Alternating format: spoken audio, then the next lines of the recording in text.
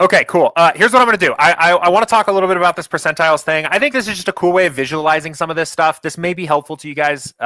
This may not. It's again, this is something as kind of a research tool, but I really want to talk here a little bit about just a way that you can use percentiles to kind of visualize your ranges of outcomes and the way you can get leverage on the field, right?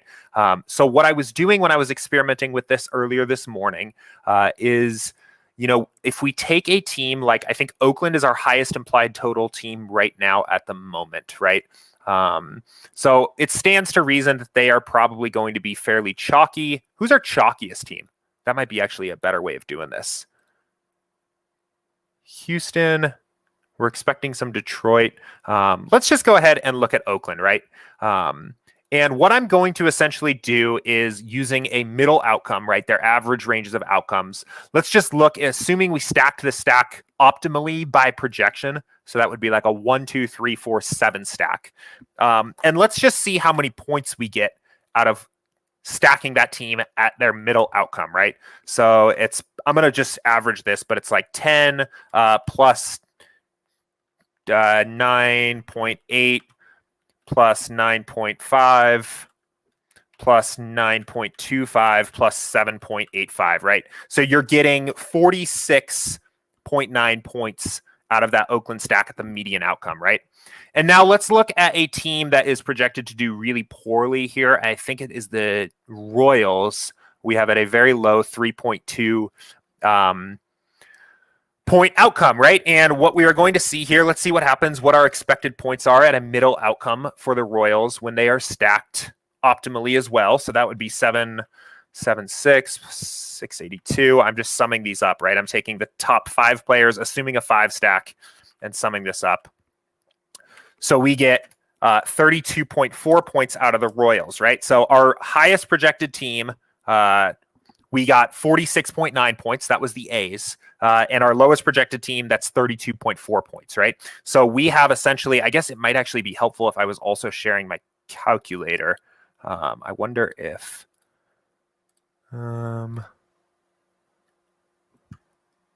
let's see. Maybe there's actually a way I can do this. Let's see. Does that work? Okay, wait 1 sec here. Let me also... all right, we'll do that. So you can see my calculator. Might make this a little easier. And then if I pull up calculator here, yeah, okay, so it works. Okay, so we are essentially perceiving here that A's are essentially like 45% of a better play than the Royals, right? And this is how a lot of median projection-based optimizers are going to build lineups, and they're looking at median projections, and this is how ownership gets to be the way it is, right? When you look at the best play versus the worst play, you see these kinds of big, right? It is 144% better to play the A's, right? What happens when we start looking at ceiling outcomes, right? And this is I'm looking specifically at hitters and I'm looking at stacks, right? So if we start to look at now what happens when those players hit their ceiling, and we look at the 85th percentile outcome, right? The outcome that happens 15% time, the outcome that a team hits, or I guess players hit 15% of the time or less. And let's go ahead and look back at this, right? So we look at Oakland now, right? That was the team we started with. And now we're going to say they're stacked optimally. They're going to score you 18 plus 16, 91 points. And we go to the Royals. And they're going to score you stacked optimally, again, using the 5 highest players. Wait, I think I missed one. 17 plus 16 plus 14 plus 14 plus 14. 75, right? And now let's look. 91 divided by 75. Now it's 120%, right? So we had 144%, 120%. And let's do this one more time at the 95th percentile, right? This is what I like to think of as approaching a player's really like almost their absolute ceiling. This is 2 standard deviations away from their mean. This is a really in many ways like their actual realistic mathematical ceiling. When you go to 99, which we do have here, you are really your 3 standard deviations away from their mean, and talking about some ranges of outcomes that are extremely, well, not extremely. I mean, they're fairly unlikely. But let's look at this now at the 95th percentile. And I think if you are kind of following along here, you're getting where I'm going with this. So let's go ahead and now look here. And hopefully I picked a good example here. This is generally very true, but not explicitly always super demonstratable between 2 teams. And now let's look. So that was 127, and we'll look at the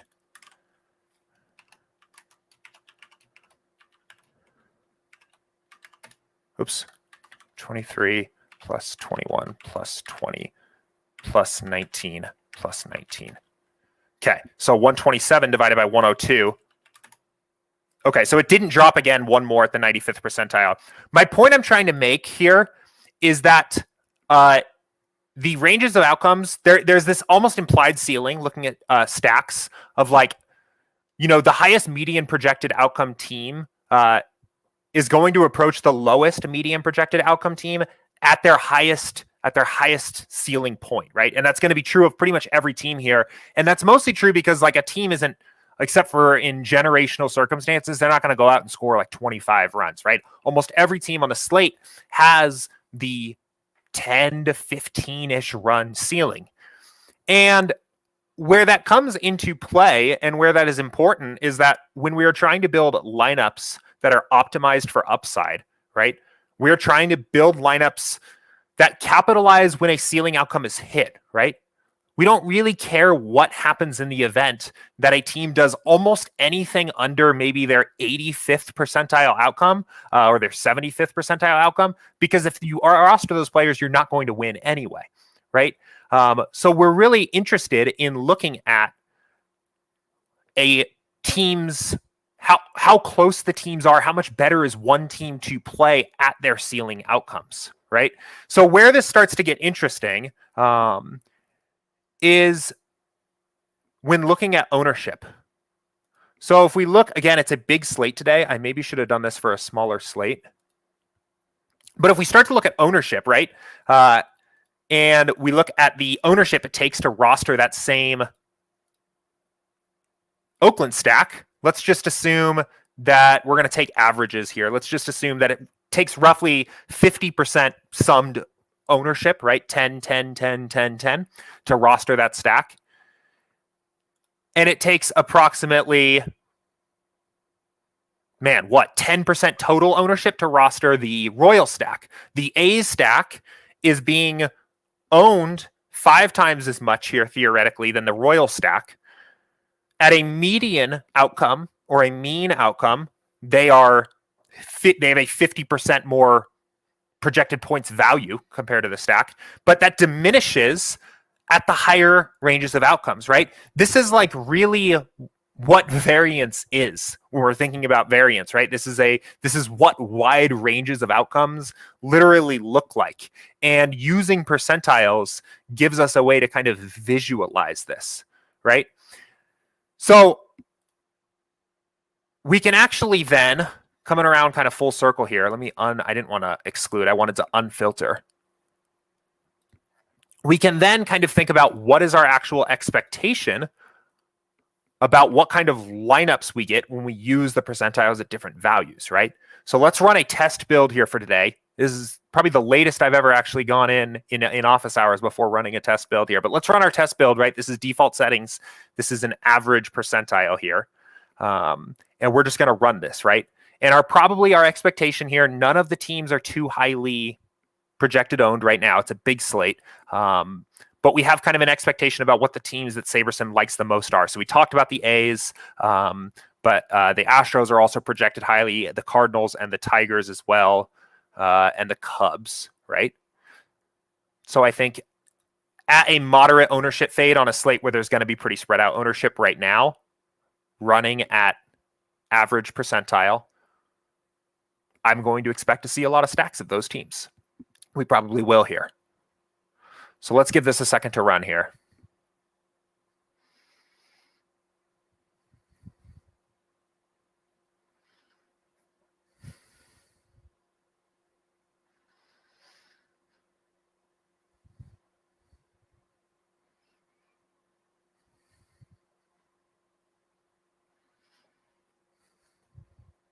Give this just a moment here. Let me know if you guys have any questions as I'm walking through this here, right? Just kind of, I was thinking about this a lot in the hour leading up to the show here today. This is something that definitely kind of resonates with me in terms of a way of thinking about percentiles and ranges of outcomes. But if it's not clear to you guys, or let me know. But let's see what we're getting out of this, right? So we're getting Detroit, Houston. Look, here's the teams, right? The exact teams that we expected. So now let's go ahead and stick that percentile at 95% and run another build. Let the projections update and refresh and run another build. We're looking at that 95th percentile outcome, right? Like the two standard deviation ceiling outcome. And let's see then what we're getting out of our stacks, right?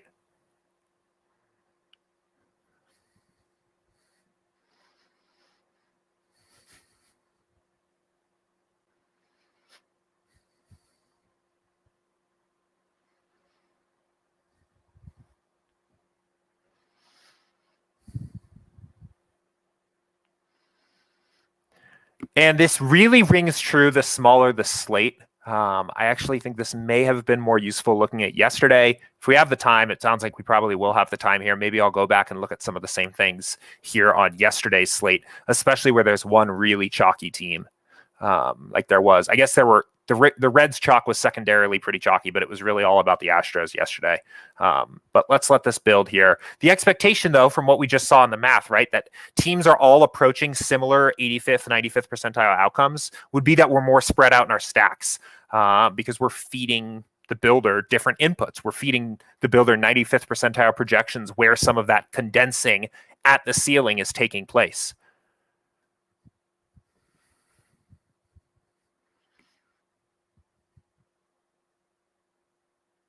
So now let's look at our stacks, right?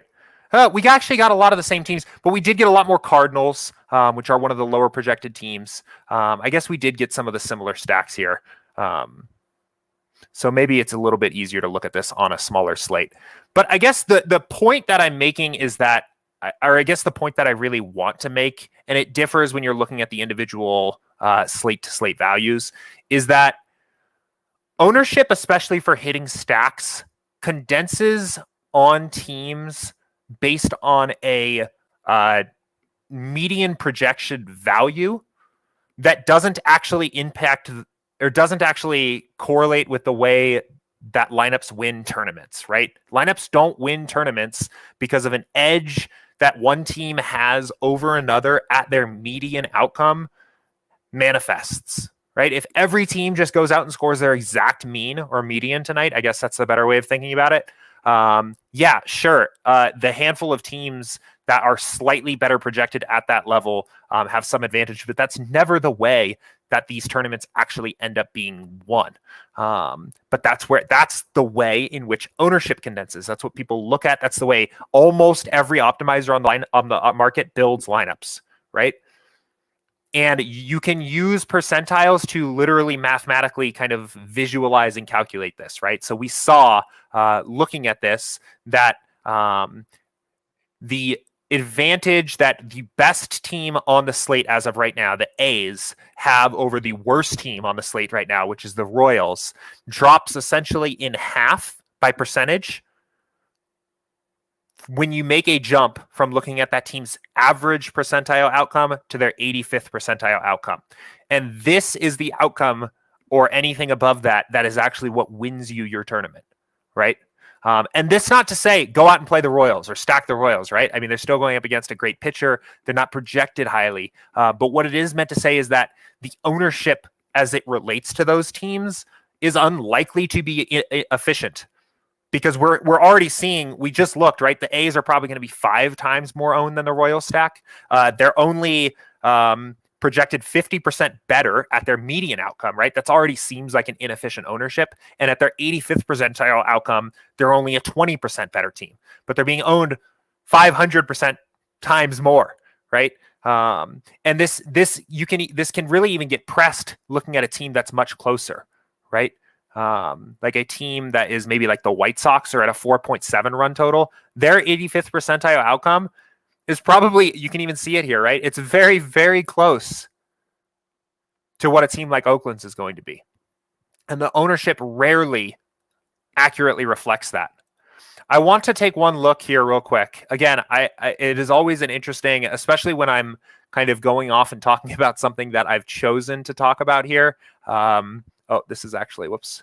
When I've actually gone off here, hold on. Let me bring this back here and go back to just SaberSim.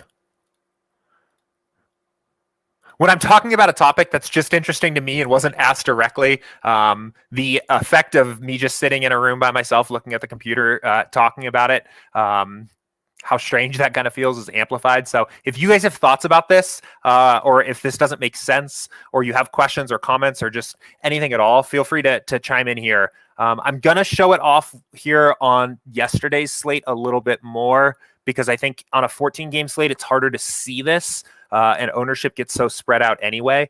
But yesterday, right, we had the Astros Super Chalk, right? I think some people got on Reds with some of the weather news, but we can do the same thing here, right? So let's look. I'm not going to spend too much time. Let's look at 50th percentile, and let's just quickly add this up, right? So again, looking at the Astros, stacked optimally, their top 5 projected players, looking at median projection, right? That you get 41 points out of stacking them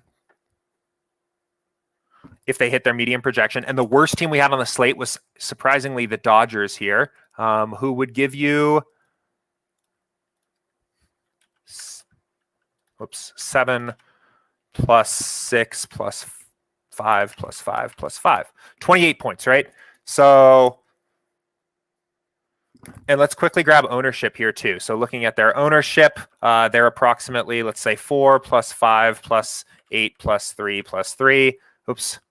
4 plus 5 plus 8 plus 3 plus 3. Costs you 23% ownership to get the Dodgers. And it would have costed you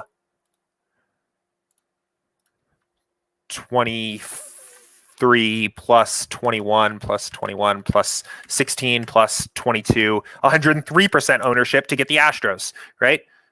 So again, right off the bat, you have a team that is 41 divided by 28. Again, essentially 50% better, 146% is what you get out of there. Better, the Astros, than the Dodgers in terms of their expected volume at their median outcome. Than the Astros are better than the Dodgers, right? At that level, they're 5 times more owned. So we already have maybe this implication that their ownership is inefficient even at the median outcome. But then when we look at the 85th percentile outcome, right? Or hell, let's look at the 95th percentile outcome for this case, right? We have the team that now is 25 plus 25 plus 23 plus 23 plus 23, going to give you 100. Oh, wow, my pen just exploded. All right, let me grab another pen here. Look at this. It just exploded into pieces. I've never seen anything like that before. There's a piece all the way over here. All right, I got another pen. All right, so they're going to score 119 points at their 95th percentile outcome, and the Dodgers are going to score 22 plus 21 plus 20 plus 19 plus 19, 101 points, right? So yeah, sure, the 95th percentile outcome for the Astros is still better than it is for the Dodgers, but it has come down significantly. They're only maybe a 15% better play at the range of outcomes that actually wins you the tournament, and they are 5 times more owned. Like, these numbers get more and more ridiculous the more you kind of look at this, and the smaller the slate is, right?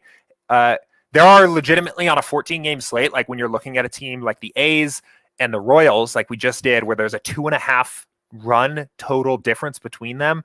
There's very clearly like one of those teams is much better.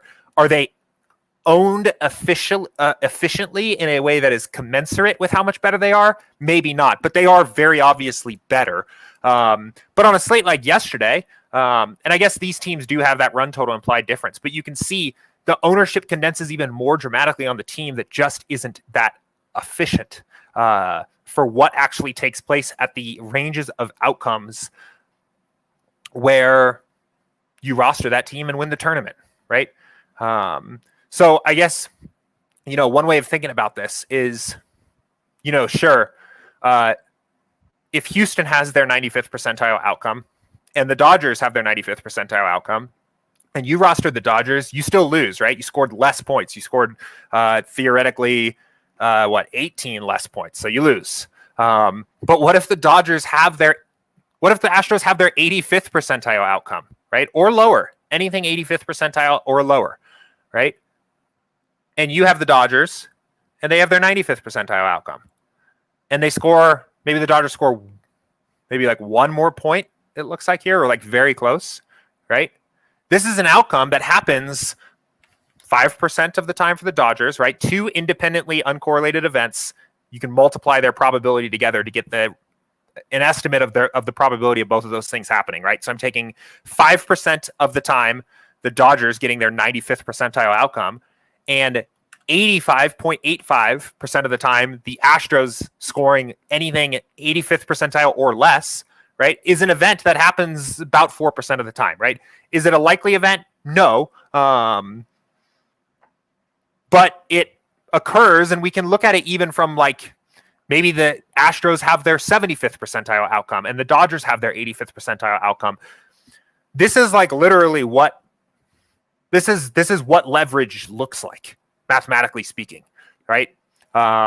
It is the field inefficiently gravitating towards plays that exceed their actual outcome percentage, right? And this is especially true, and this is also a way of visualizing variance, right? This is especially true for hitting stacks and for hitters.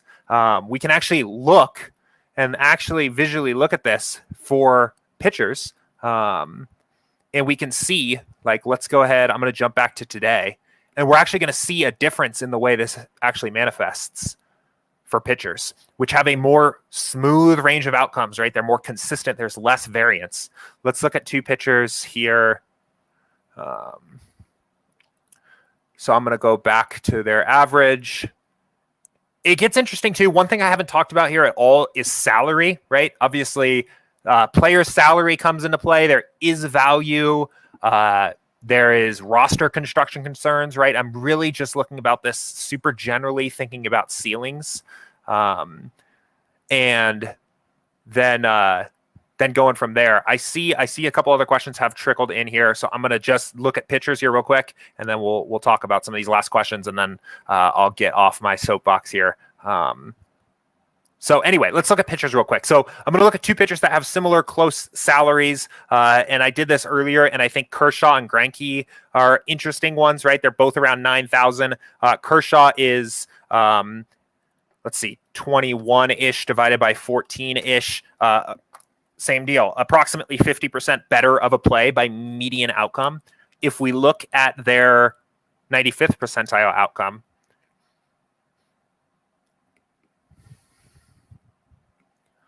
take a look at this real quick. Okay, at this outcome, Kershaw scores 38.5, and Greinke scores 31. So you still actually do have that effect happening a little bit here. That players kind of coalesce towards a similar value at their ceiling. I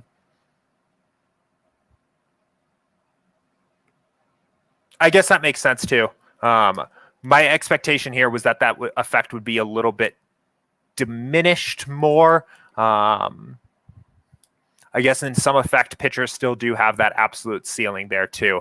But anyway, I guess I will go ahead and leave it there. It's an interesting thing to think about here. It's a way to make use of percentiles when you're looking at some of this information. It's kind of like, I don't think it's super practical to just sit down and incorporate this into your like day-to-day process and say, I'm going to sit here and do this and write down numbers and calculate this, unless you want to, unless you find this interesting. But it is a way.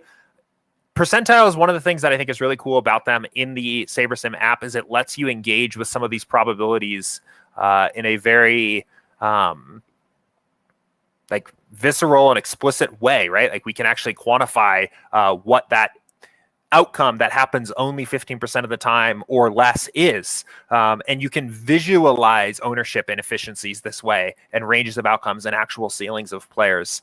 And I think it's really interesting. And I think it will tell you in general that ownership often ends up being pretty inefficient. And I think that is where, once you know that, that can maybe unlock some changes into your process. So